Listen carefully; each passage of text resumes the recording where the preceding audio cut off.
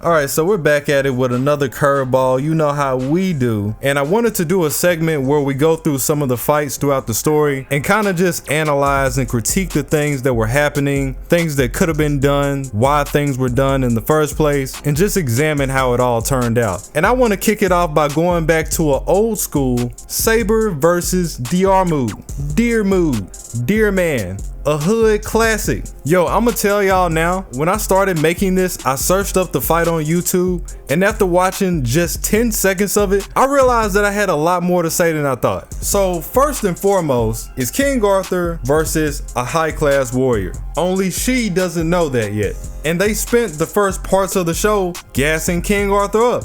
King Arthur this, King Arthur that. So you're thinking, oh, Diarmuid, that shouldn't be that big of a deal, especially if you don't know who he is. Man, when I tell you Saber got into this fight, no, not at all. Pole weapons, spears and lances specifically, are overall supposed to be better weapons than a sword. The sword is just more convenient, it can fit into tight spaces, it's easier to use on a basic level, so it's usually still the most apt choice in most situations. Saber doesn't wear her sword like you would normally. Saber wields Excalibur like it's a Zweihander, like a claymore. She uses it with two hands. She's not the only one that does this. In fact, most of the characters throughout the series don't wear a shield. It's just never been a thing. Every now and then you might see one, but not often, which is important because she's a knight. It's not like she's using a katana. Now, whether or not spears are the better weapon in the situation depends on what's going on. How many people are in the fight, the distance, the skill of the person wielding the weapon, the skill of the person you're going against, and what they have. Are they wearing full body armor? In this scenario, Saber has the advantage, but it's not by much. One, he has two spears. So she's probably thinking, okay, he has two spears, that's gonna slow him down. I'm more than likely gonna be able to maneuver around him. Unless he's the best ever, this shouldn't really be that big of a deal.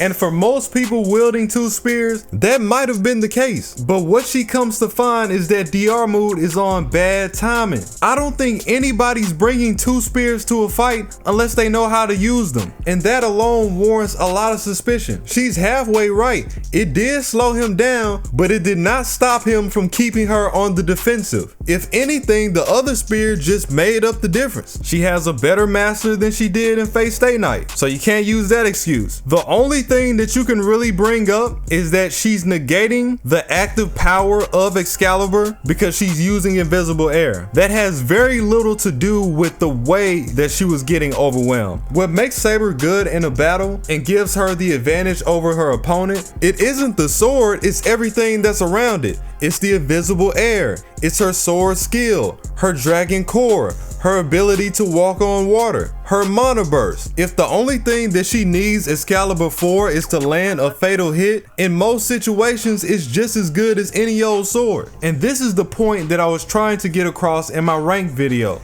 It's good until it isn't. The second thing is, he doesn't really have any armor, she does. Now I will say that her armor isn't completely full body, but at least she has some, as opposed to Diarmuid, who is practically wearing a leather bodysuit. He doesn't have much. Without Saber having a shield like a normal sword combatant, one of her main advantages goes out the window. She's already at a disadvantage because of distance alone. If you look at the way the fight started, she can't even get in on this man because he keeps spearing her from long range. She's trying to find a way to close in, she can't. She's forced to use her sword for offense and defense. The very most she could do was focus on not taking a brutal hit. The reason why not having a shield with a spear isn't as bad as not having a shield with a sword is because a spear kinda naturally does both on its own better than a sword, just off the length alone. It gets so bad that he ends up backing her down to a corner. Now I will give her props for this, because instead of just moving out the way and putting her in a line where she might get hit, she actually backflipped off the containers to put herself out of harm's way, making great use of the environment while also conserving energy at the same time. Not bad. Now this treads into the moments instance of her first mistake, where she regarded help from her instincts. They usually tell her, hey, if I do this, I will more than likely outpace this opponent in that moment. Her instincts tell her that she'll be able to go past Diarmuid and get a clear shot. What they didn't tell her is that Diarmuid's spear is cursed and it can straight up penetrate through things made from magical energy. So he ends up going straight through it. She realizes that the weight of the armor is just another crutch. Why am I wearing this armor if he can just go through it anyway? So she takes it off to make herself more agile. Now you can look at this both ways. I understand the idea of her wanting something that will give her an edge, especially now that she knows what he can do. But still, the more I think about it, taking off your armor in the middle of a fight is insane. You gotta understand this is a war. There's nothing to say that somebody couldn't just ambush you while you're fighting him. That's exactly what they want. Now, what if Lancelot and Iskander pulled up right now, earlier than they did in the story, and decided to do a sneak attack? You're stuck. Kirisugu already isn't seeing eye to eye with her. He's kind of working on his own accord, so he's probably not gonna reach her in time. It's a recipe for disaster. Now, this is her second mistake, and this is really the thing that she did that I disagree with most about this fight. She decides to propel herself with invisible air, which is smart. It's very in the moment. Invisible air is normally used to cover her weapon. She doesn't have much else, so she uses that to get things that are out of her range out the way. But in this scenario, she says, okay, I know I can't get in on him anyway. Let me just propel myself into him and catch him by surprise. It's a good idea in theory. I gotta give it to her. However, it's very ballsy and dangerous for little to no gain at all. Let's entertain the idea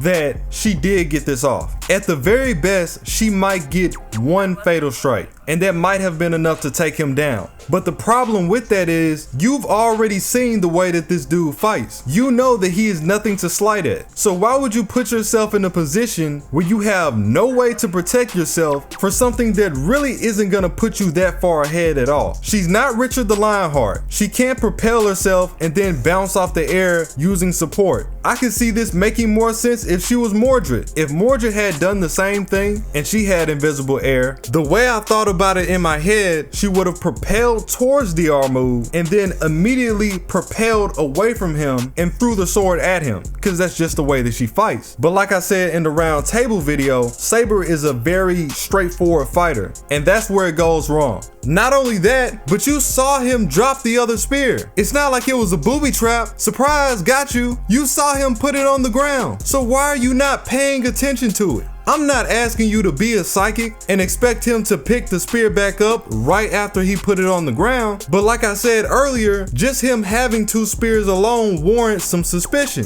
If I see a dude with two spears, I'm just gonna assume that he's here to put me in ICU. This is not an act, this is not a drill, and that's the problem with instinct. Instincts can give her an idea of a proper course of action, but they can't predict the future. So when she propels at Diarmuid and he pulls out his other spear right in front of her, it's done for. It was fortunate for her that she was still skilled enough to angle her body and not make it a fatal blow, but she did it at the cost of her hand. And as you guys remember, she needs both of her hands to use Excalibur, at least for the Phantasm. This fight alone makes it very clear that Diarmuid is a highly skilled warrior. It's also fortunate for her that they had to work together to take down Gilles de Rais, which allowed him to lift her curse later on in the story, because he didn't have to do that. And you can just imagine how that would have turned out if Iskander or Lancelot didn't come to intervene. This is why she went into her whole chivalry thing, where she decided to fight with one arm out of pure respect for Diarmuid in their second battle. I don't agree with that either. I get why she did it. It looks cool, but at the end of the day, it's still a war. And the last thing that you want to do is handicap yourself when everybody else is looking to do the same thing. I am glad that she did do it though, because as a Saber fan, I would have never heard the end of it. Oh, Saber's supposed to be injured, but Diarmuid broke her curse. I can hear it now.